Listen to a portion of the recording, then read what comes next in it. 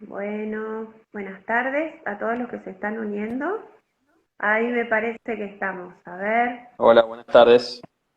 Hola, Cristian, ¿cómo estás? Muy bien, muy bien. Bueno, me alegro. Perdón por la Preparados. demora, pero No, estuve con muchas cosas último momento. no hay Bueno, problema. nuevamente con un vivo con el doctor Cristian Nieva, que es cirujano infantil, que trabaja en Enfants. Ya la otra vez estuvimos conversando. Ahora, la verdad que este tema que elegiste, Cristian, es un tema súper interesante que también lo podemos charlar desde el abordaje de la parte endocrinológica, ¿sí? Tal Y cual. es un tema súper común en niños, en varoncitos, así que creo que puede ser muy útil para las mamás y los papás que están escuchando. Bueno, Tal cual. eh, Cristian, contales y contanos qué es la criptorquidia. Bueno, vamos a aclarar un poquito, empezando a hablar de lo normal, eh, entendiendo bueno, que los varones, estamos hablando siempre de varones, porque estamos hablando de una patología testicular. Los testículos se forman en las primeras semanas de gestación, vamos a poner entre el primer y segundo mes, y se forman dentro de la panza del bebé. ¿M? Entonces, hay todo un proceso que se va a llevar adelante en toda la gestación y el embarazo de la mamá que va a llevar a que los testículos desde la pancita del bebé se depositen en las bolsitas, en el escroto. Todo ese proceso es un proceso normal, fisiológico, que ocurre durante el embarazo, que tiene dos etapas. Una primera etapa que se forma el testículo, que está bastante cerquita de la parte del riñón, hace todo un caminito, un movimiento dentro del abdomen hasta que se deposita en la pared abdominal.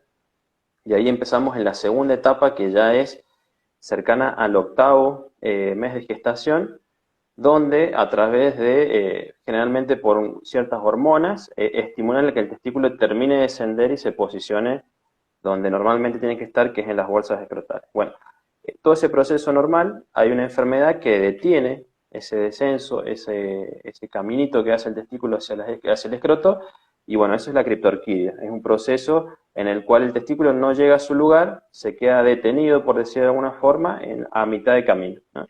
Entonces de eso nos vamos a encargar un poquito de charlar. Otro concepto que, bueno, como dijo usted, es bastante común, bastante frecuente la consulta, como para que tengamos una idea de números, de 100 chicos que nacen normales, generalmente esta enfermedad puede afectar a 4 más o menos, ¿no? Un 4%. Esta misma enfermedad, cuando pasan 3 meses, la siguen teniendo, de esos 4 nenes, solamente uno. Eso significa que hay un gran porcentaje de estos chicos que ese descenso del testículo se logra solito, espontáneamente, luego de haber nacido. Solamente hay que hacer un control, un seguimiento, para detectar solamente aquellos que no logran el cometido, el testículo que se queda.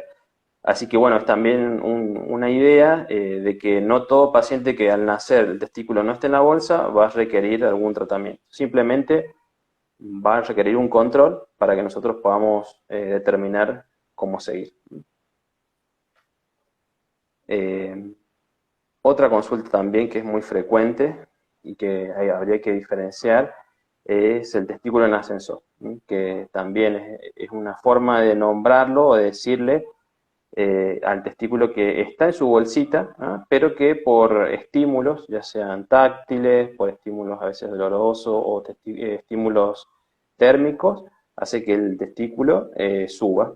Entonces, en vez de posicionarse en su bolsita, asciende y se coloca en la zona de la ingle. Bueno, generalmente nosotros asumimos que esa disposición del testículo y esa forma de presentación no va a requerir una cirugía, solamente un control. No va a requerir que el cirujano haga algún tipo de práctica para posicionarlo, solamente un seguimiento, porque hay un pequeño porcentaje de esos chicos que tienen testículo en sensor que a medida que van creciendo y que su cuerpo se va aumentando en longitud, puede hacer que el testículo quede a mitad de camino porque crece el chico, crece el cuerpo y el cordoncito que alimenta el testículo queda corto, por decir de alguna manera, entonces lo sube, ¿no? Bueno, y a partir de eso sí se puede requerir una cirugía. Entonces también el cirujano va a requerir que esté presente y que haga un seguimiento, un control. Bien. Me gustaría que les expliques, Cristian, cuál es el fundamento de esto, por qué un testículo no puede permanecer años en la zona inguinal, ¿sí? Sino que necesita ser descendido y necesita estar en las bolsas. Perfecto. Bueno, técnicamente nosotros decimos que el testículo es una glándula, tiene una producción mixta, ¿ah? Ya sea de hormonas y también tiene una producción de los espermatozoides para el semen. Entonces, tiene una doble función. Esa función se lleva a cabo generalmente a una temperatura menor a la que tenemos en el cuerpo. Si nosotros normalmente, sin tener fiebre, nada, tenemos más o menos 36 grados, bueno, el testículo funciona aproximadamente a 32, 33 grados. Entonces, el hecho de que esté en las bolsitas fuera, colgando, por decir de alguna manera, hace que obtenga esa diferencia de temperatura y le permita el funcionamiento correcto. Entonces, el testículo que pasa mucho tiempo en un lugar que no es adecuado, o sea, en la región inguinal, bien pegado al cuerpo, de alguna manera se va dañando. Entonces, no le va a permitir, por un lado, tener una buena función hormonal y por otro, tampoco tener una buena función en la parte reproductiva. Entonces, esa es la importancia de poder lograr el cometido, de que los testículos se posicionen en su lugar correcto. Perfecto. Bueno, ¿y cuándo los papás tienen que pensar en una consulta con un cirujano infantil? Bien. Bueno, principalmente, a veces los papás lo pueden advertir. Lo más importante es que el médico pediatra que va haciendo los controles, el seguimiento desde que nacen, los seguimientos en los primeros meses de vida, sean los que vayan chequeando la presencia o no de los testículos en las bolsas. Llegado al sexto mes de vida y el paciente o el nene no se logra detectar o es difícil palpar los testículos en la bolsita, bueno, ese es el momento en el cual el cirujano debe aparecer, ya sea con una interconsulta, para, bueno, empezar a hacer un seguimiento, ¿ah? Para revisarlo, para ponerlo en distintas posiciones para ver en dónde se lo puede identificar, pero bueno, como punto crítico es el sexto mes de vida, ¿m? Teniendo en cuenta que eso que expliqué, que se puede esperar cierto tiempo hasta que el testículo descienda. Se sabe que pasado el sexto mes de vida es difícil que los testículos espontáneamente solitos se posicionen. Entonces, si a ese tiempo ya el testículo no se posiciona en su escroto, en su bolsa escrotal, va a ser el momento para que lo empiece a evaluar y a seguir el cirujano. Exacto, o sea, esto hay que tenerlo muy claro porque yo los pacientes que recibo derivados por ustedes, eh, a ver, las mamás muchas veces dicen, no, pero es que a mí no me derivaron por esto, o sea, me dijeron que ya le iban a bajar y vienen con un chico de 4 años, ¿no? Claro, Entonces, ¿y por qué la importancia de que esto se haga a lo antes posible? Es por la misma vida útil del testículo, ¿sí? Y porque tal sus cual, funciones puedan, digamos, desarrollarse normalmente en la adolescencia, sobre todo, que es cuando más, y en la adultez, ¿no? Que es cuando más, digamos, está totalmente eh, a pleno el funcionamiento del testículo. bien, En ese sentido, yo creo que siempre es mejor hacer una consulta por las dudas, ¿sí? Porque muchas veces los pediatras tenemos ciertas dudas. Es mejor que lo vea un cirujano infantil o uno como padre, si no sabe si esperar, si ya tiene el chico, ya tiene 6 meses y no bajó, o tiene un año y todavía no baja, hacer la consulta con el cirujano infantil como para tener otra opción, ¿sí? Porque, u otra opinión de un profesional, tal ¿sí? Un cual. profesional que está en el tema, que está entrenado en el tema, ¿sí? Eso, Perfecto. yo lamentablemente he escuchado muchas veces esto, no, porque el pediatra me decía que iba a bajar, y bueno, y así pasaron años, ¿sí? A los que le agarró la pandemia y después pasaron, tienen, Mm, ya son chicos grandes, digamos, sí. como para que velar por la salud de ese testículo, ¿sí? tal cual. Bueno, y para vos, a ver, ¿cuándo ustedes derivan a la endocrinóloga? Porque a mí me derivan mucho, ¿sí? Mucho. Bien. Bueno, justamente este tema, esta patología, en algún momento tuvo alguna indicación de tratamiento endocrinólogo. O sea, como dijimos, que el testículo es una estructura, una glándula que produce hormonas y que también es muy reactivo a las hormonas. En algún momento se intentó y se establecieron tratamientos hormonales que no tienen mucho éxito y generalmente están bastante asociados a las reacciones adversas de administrar ese tipo de medicamentos, esas hormonas en los nenes. Entonces, la indicación para un tratamiento hormonal hoy por hoy no sería lo principal, por lo cual nosotros derivamos a un endocrinólogo. Pero sí en pacientes en los cuales, por ejemplo, no es solamente un testículo el que no desciende, sino que hay dos testículos. Los dos testículos no han descendido, no son palpables incluso, y a los cuales también encontramos algún tipo de malformación en la estructura de los genitales. Entonces, ya ahí no solamente vamos a necesitar un estudio de endocrinólogo, sino también la posibilidad de un estudio genético, porque hay alguna posibilidad de ambigüedad genética o que sea un poco más complejo, ¿no? Entonces, frente a un cirujano que detecta a un chico que tiene criptorquidia bilateral y a eso le sumamos que tiene algún tipo de malformación a nivel, por ejemplo, de la uretra, que sea una hipospadia, ¿m? Una hipospadia severa, bueno, esa es indicación de un tratamiento en equipo, porque claramente no vamos a resolver quizás todo el problema en los cirujanos. Entonces, de ahí es que es necesario ampliar, ¿m? como, Totalmente. como, En como se una está. época, esto que vos decías de las indicaciones hormonales, en una época, le cuento a la gente, se usaba el endocorion, que era una hormona, la misma característica de las hormonas de la placenta, que produce la placenta. Entonces se indicaba el endocorion para ver si bajaban los testículos. Y justamente, bueno, hubieron algunos trabajos, después de mucho tiempo, después de que usamos bastante esta medicación. Uy, se desconectó el doctor. Bueno, mientras se conecta yo les sigo contando. Em, Después se contraindicó por completo el uso de endocorium, ¿sí? Por completo. ¿Por qué? Porque se vio que no colaboraba, o sea, si bien bajaban los testículos a su lugar, pero a las células del testículo no las beneficiaba, ¿sí? Volví. Entonces, ahí estás de vuelta.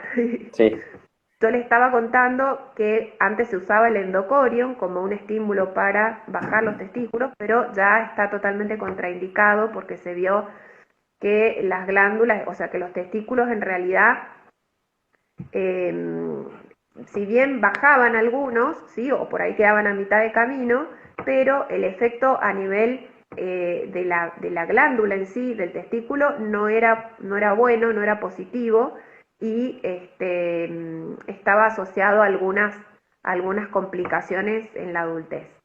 Así que bueno, esa era una opción que ya no se usa, está totalmente descartado el endocorion.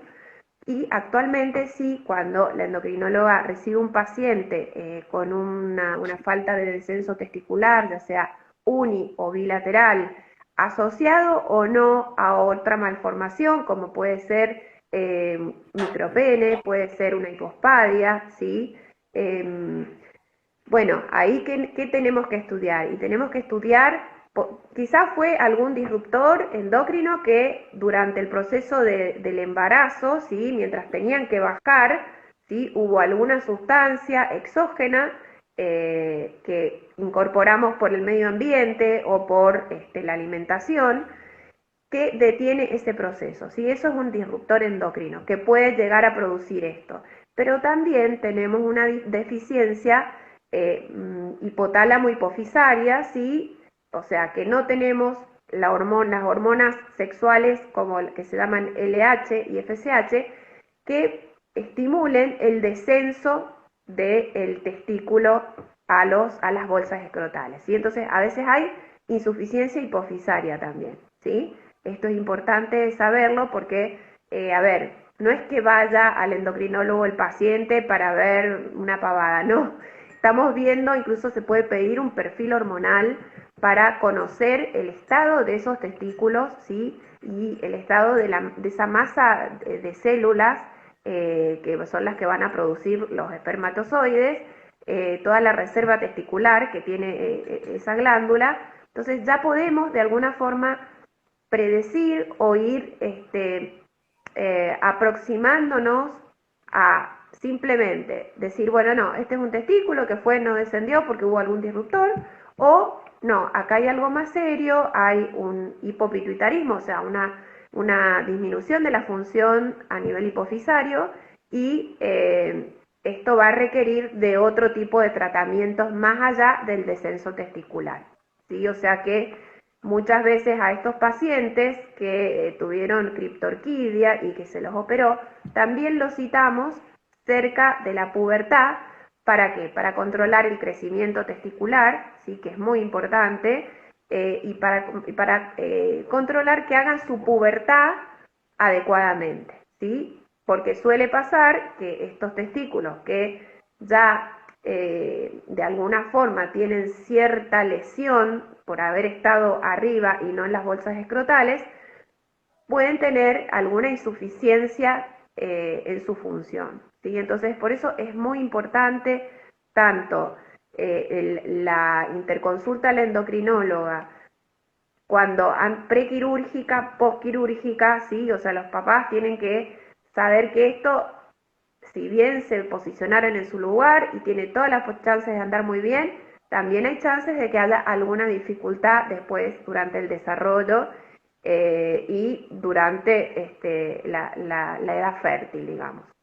Entonces, por eso es nuestro rol como endocrinólogos que cuando vemos derivar pacientes con este tipo de problemas, bueno, tenemos que prestar atención por esa causa.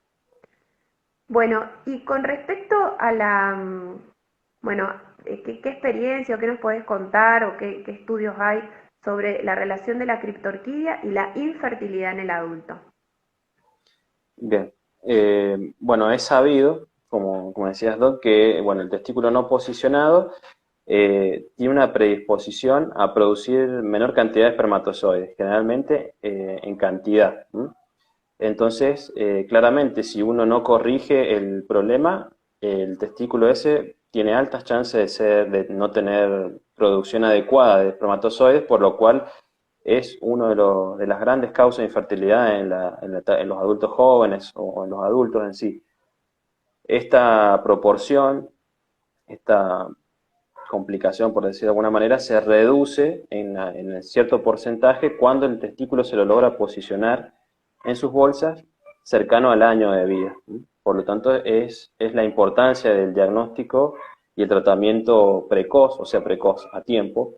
Entonces, un paciente que nosotros a los 6 meses lo diagnosticamos, organizamos para que antes del año o cercano al año de vida ya esté con su cirugía y su reposicionamiento testicular. Sabemos que esta práctica es la que reduce la posibilidad de la infertilidad en la adultez. Los estudios son bastante complicados porque se sabe de la extensión en el seguimiento. Es muy difícil de un nene de 1 año seguirlo hasta los 15 o no, más, 20 años para poder hacer una secuencia de cómo fue su evolución y respecto a lo que va a ser la fertilidad, pero se sabe que sí es un factor de riesgo el hecho de haber tenido una cirugía o haber padecido criptorquidia, y más si encima no fue resuelta a tiempo. Así que es algo a tener en cuenta, y es importante que bueno, con este seguimiento que hablábamos, poder resolverlo a la edad justa, temprana. También es importante, bueno, el tema de la predisposición que genera esta enfermedad a que se generen tumores a nivel testicular. Por ahí muchos papás consultan un poco asustados porque, bueno, generalmente el hecho de saber que puede haber un tumor o algo relacionado con cáncer ya genera un poco de ansiedad. La chance o la posibilidad de que esto ocurra, hablando entre todas las personas que estamos, o sea, el paciente que tiene una criptorquidia, la tiene aumentada en un doble, en el doble de chances. Entonces, es importante no solamente operar al paciente para resolver la parte de la infertilidad, sino también hacer un seguimiento, generalmente lo hacemos anual, justamente para palpar, ¿no? Porque obviamente es una estructura, por suerte, una glándula que está bastante accesible al examen físico, entonces el seguimiento del cirujano, el hecho de revisarlo, de poder palparlos, es muy importante. Entonces, luego, en toda la etapa de adolescencia y de niñez, es importante un chequeo, por más que ya esté operado y el testículo en su lugar, justamente para ir revisando y palpando a este testículo. Exactamente. Aparte, a ver, muchas veces, a ver, yo me pasa mucho esta situación de que por ahí los pacientes que llegan a un control normal, no por criptorquidia, tienen mucha vergüenza de que los revisen, ¿sí? Sí. Y eso es un problema porque a lo mejor hay varones que nunca en su vida, o sea, después del primer año, nunca más los revisaron, ¿sí? Y los testículos tienen patologías tumorales que en niños se ven, ¿sí? Tienen patologías, tienen por ejemplo varicocele, que también produce complicaciones en la fertilidad y los chicos también pueden tener varicocele, en particular las pueden tener más cercano a la pubertad, ¿sí? Durante la pubertad o durante la adolescencia. Entonces, bueno, creo que los padres tenemos como este rol de decir, a ver, esto es un examen, te van a revisar, a ver, la doctora o el doctor que te revisen, lo hacen porque tenemos que saber si todo está funcionando bien, ¿sí? En las mujeres obviamente que es distinto porque ya venimos de otra cultura en que hay que hacerse el examen ginecológico, etcétera. Pero los varones tienen mucha vergüenza, y incluso a veces no quieren, ¿sí? Y le tenemos que decir, bueno, mirá, explicarle bien, hablamos con los padres, explíquenle para qué sirve. Es más, nosotros tenemos un orquidómetro, que es un collarcito con distintas pelotitas que van marcando el volumen, y es que es muy útil, ¿sí? O sea, nosotros podemos saber si el paciente está en pubertad, podemos detectar si hay un testículo que está más atrófico que el otro, si hay una asimetría, ¿sí? Si hay algún quiste, ¿sí? Porque a veces también se detectan quistes. Entonces, creo que también los papás, en esto los hago responsables, que hablen con sus hijos varones para que no tengan vergüenza, para explicarles que es algo normal, ¿sí? Y que no les va a pasar nada, solamente se los revisa como para ver que está todo bien, ¿sí? De que está todo en orden. Y bueno, y con respecto a ver, la idea es que se sepa que hay muchas patologías a nivel testicular, ¿sí? Incluso pacientes con hidrocele, ¿sí? Que yo he visto pacientes con hidrocele ya cercano a la pubertad, que nunca nadie los había revisado, pero tuvieron eso toda la vida y nunca consultaron. Entonces, o hernias, a veces también hay hernias inguinales que protruyen a través del conducto inguinal y están comprimiendo el testículo. O sea, son un montón de casos que, bueno, hay que tener presente que los testículos pueden tener sus alteraciones. ¿Mm?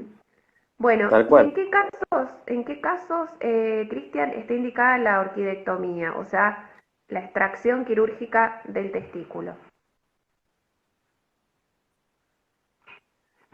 Bien, bueno, como dije un poquito antes, la idea era que el paciente cercano al año de vida ya esté resuelto y su testículo fijado en la bolsita.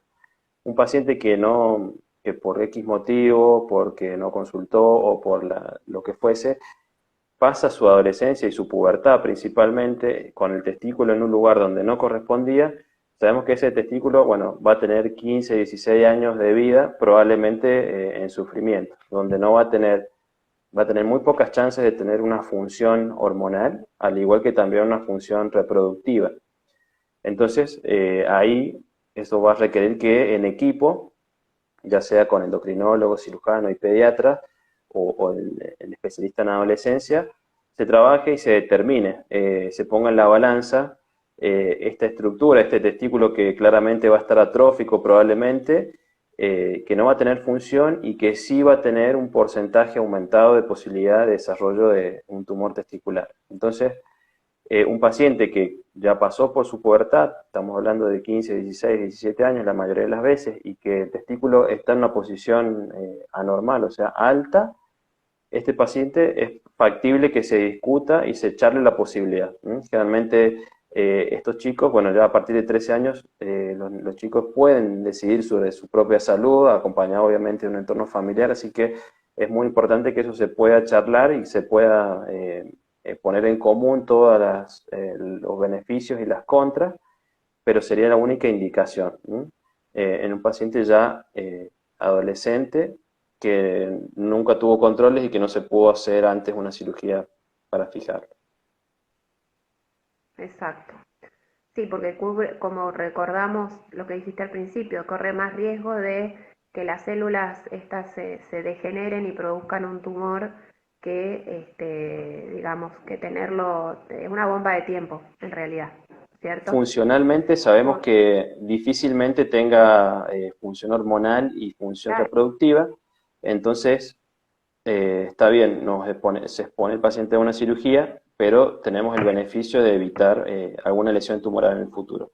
Sabiendo que si el otro testículo está en un lugar correcto, puede suplir bastante bien todas las funciones. Entonces, eh, muchas veces es recomendable hacerlo. Y bueno, pero esto obviamente requiere una charla interdisciplinaria y con el grupo familiar también para decidir.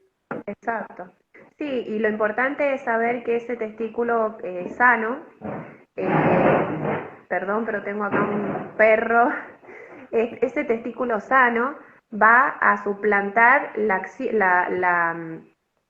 digamos, la función del otro testículo. Entonces, es un testículo más grande, es único, digamos, pero es un testículo más grande y tiene totalmente conservada la función, incluso, a ver, el paciente tiene los buenos niveles de testosterona porque, bueno, la naturaleza es sabia y va a compensar esa falta, ¿sí? Que pasa lo mismo con las cirugías de ovario también, ¿sí?